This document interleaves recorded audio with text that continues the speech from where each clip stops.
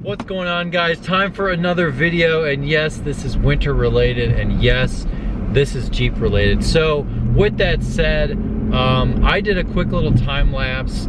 I set up the camera because I knew since we got about 4 inches of snow last night in Ohio, it would be an interesting drive to work. There were a few little areas where it was definitely sketchy, and I was extremely grateful to have made the decision to buy this Jeep and pretty much feel like I'm in a freaking tank when I'm driving down the road. So I'm gonna be talking to you guys about why my decision to buy this Jeep and the mods I've done and my current winter beater setup is better than pretty much anything else out there. And I know that that's a little extreme, and you can easily prove me wrong by saying there's another vehicle or there's a better setup or whatever, chains, whatever you want to say. But here's why I think that this is very, very reasonable and extremely good. It's better than I would have ever expected. I got into something without really even being ready for as good of a winter beater as it really is. So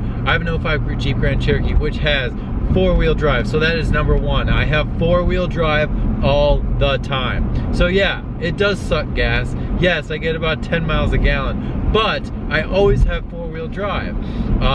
This is the Quadra-Drive 2, and if you're familiar with the Jeep systems at all, you will know that that is a highly, highly respected system that's been in Jeeps for probably, I think, 10 years. As soon as they put it in this first gen WK, it's been in a bunch of other ones, and everyone loves it. It's very reliable, it's extremely effective. It has the low gear, so I have a low gear when I'm off-road. It has 2 locking differentials, connected by a transfer case, of course. And yeah, so not even the new, the WK2s, they only have 1 locking diff, and they have primarily rear-wheel drive, which is automatically selected. If you start losing traction, the front will kick in. So that to me is not as good. Obviously that way is way more efficient, way more gas mileage friendly, but who the heck cares? Next thing I'm going to talk about is regarding connecting yourself to the pavement, and that's the tires. So the tires on this Jeep stock are normally just some Cooper or all season of some sort, but when I did some upgrades, I decided to throw on some large 265/70/17s, I believe. I will put that number on the screen just in case I remembered that wrong, because I'm totally trying to remember exactly what size I got. It's been a few years. So I got some Nitto Terra Grappler G2 all-terrain tires. No, they are not mud tires, but the reason for that is really just I wanted the sound on the pavement to be less. So the mud tires tend to be a little bit louder, especially at highway speeds, and I wanted to be able to drive this on the highway with that much less noise. If I do get another set of tires, I'll probably do wheels as well, so it will probably be mud tires, to be honest with you. But my first set, I didn't want to go too crazy. I went as wide as I could. I do have spacers, which isn't really anything regarded to wintertime, but those tires are crazy good. I have problems trying to do donuts, and it just gets too much grip when you don't want to have grip. But the point of the tires is for grip, so that's great. They're doing their job. They were definitely worth $185 a tire, or whatever, how much they are, which is a lot more than the regular tires that normally come on this Jeep.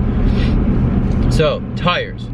The next thing I'm going to talk about is traction control. I know that this sounds really silly, but when it's slippery out and you are losing traction, the power will be cut if traction control is on. So what I normally do when it's very, very snowy and I'm very aware and I'm very ready for it, I'm very focused on the road, I'm not just chilling driving home, which is really not the way to drive anyways, I have it off. And that's because if you're starting to slide, you will be able to accelerate more. You should accelerate more to get out of the slide or get back in control or whatever. You're not always going to accelerate, but you don't want to just cut power normally. Yeah, that will save your ass in a lot of situations, but if you know the capabilities of the car and how predictable it is, and you're driving it around, you have a really good feel. I've been thrashing this Jeep around a lot, so I feel really comfortable about what to do when I'm losing traction, whether it's on the road or off the road or messing around or doing donuts and stuff. Obviously I can still crash it. I mean, that's just like with any car, mistakes or whatever, where you're wrong and how you feel about it. But the traction control I have off when I drive in the wintertime. So I hope you guys are enjoying. I did a little time lapse. You know, just driving through, having a front wheel drive car would be awful.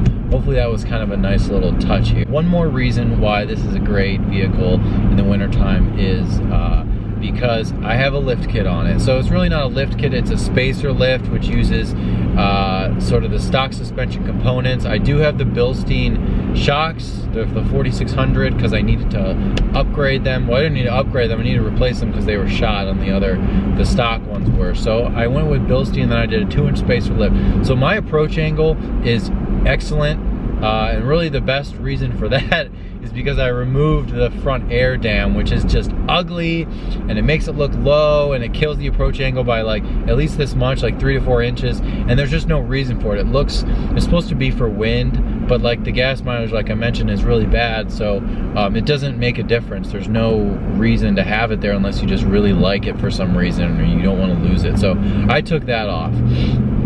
So I have a lot more ground clearance than the average vehicle, so I can bust through all kinds of crap. I can go when the road, I can go over the plow, and as you can, hopefully, I don't know if it showed it before or after, there's 2.5 lanes plowed. Guess which lane I was driving in? The third one that was only half plowed. And I know that sounds stupid, but it was fun, and I felt like it wasn't that unsafe, and I needed to get to work. As you can see, I'm in nice dress clothes today. Hopefully you guys dressed up for this video as well. I'd be very embarrassed for you if you didn't. But yeah, whoa, holy shit. So the last thing I want to talk about with you is sort of the tow hitch, and I have the back receiver pin, I have the D-ring there. So if I do ever get in a bind where I need to get myself out, or I need to pull someone else out, or whatever, I'm off-roading, which I haven't done in a really long time because I broke so much stuff. Not off-roading equipment, but just like the radiator and a bunch of other crap went wrong when I got all the mud everywhere. So that was a very horrific experience. Stay away from mud. If you're considering off-roading, you can do it. I definitely highly recommend it, but I try to recommend to stay away from mud and trees that stick out and scratch up your car. So anyways, I think that's gonna wrap it up. I don't know, I was just feeling excited. I drove into work and everyone's commute was horrible, but I'm about 6 miles from work, and I have Jeep, so like I was there on time. I pretty much left at relatively normal time. It took me maybe 5-10 minutes extra, and that's because of the distance, but generally speaking, I mean, I really had virtually no issues at all getting into work. So yeah, so anyways, that is why my Jeep is like a tank. And honestly, like, as much as I want a Raptor, as much as I want a lifted truck, a pickup truck, a full-size pickup truck, I mean, they aren't as good. They're not, technically, they aren't as good in the snow, in my opinion. You know, you have to put sand in the back. It's not 4-wheel drive normally, so you're gonna have to make sure you switch in, which I guess you can do that. Normally they have a huge air dam on the front. Normally the stock tires are not as good. So yeah, a bunch of the reasons why my Jeep is better is because I upgraded it. But I mean, whatever. I mean, it's my current situation.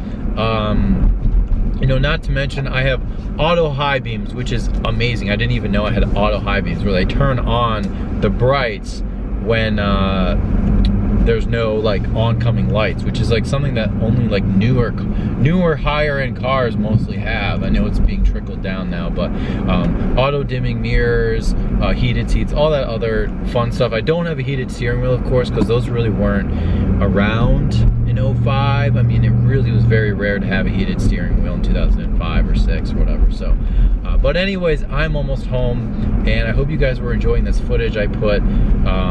I just thought it would be fun to show you a commute to work, as well as kind of chat you up on why the Jeep is a great, besides gas mileage and a few ancillary things that go wrong. I mean, it's been good for what it is. It's pretty much what I expected, to be honest with you guys. So we're obviously pulling in here, and Jeep is good. Steering wheel is obviously working very well after 3 tries, and that's gonna do it. So thanks so much for watching, guys, and I will see you next time.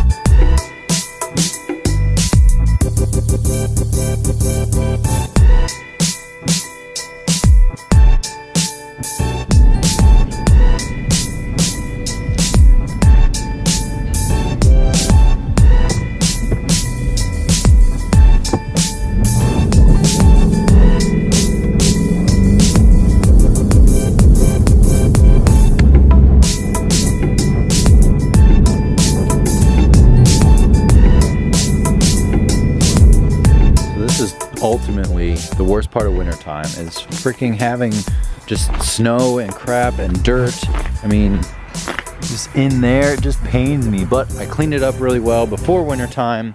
So actually, icicles, that's pretty cool. It's cold enough that icicles are hanging down. Sometimes I just like to walk around just to see what's going on. And it's not cold enough that the sludge, you know, stays there. So it sort of falls off eventually, which is nice because when it's 5 degrees, it doesn't come off the car. And that's exactly why I have that plate, because this is awesome. Also, do you guys want to hear my horn? Let me lock it.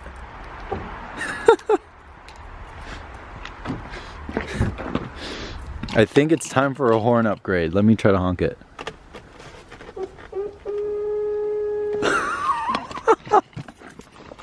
Wait.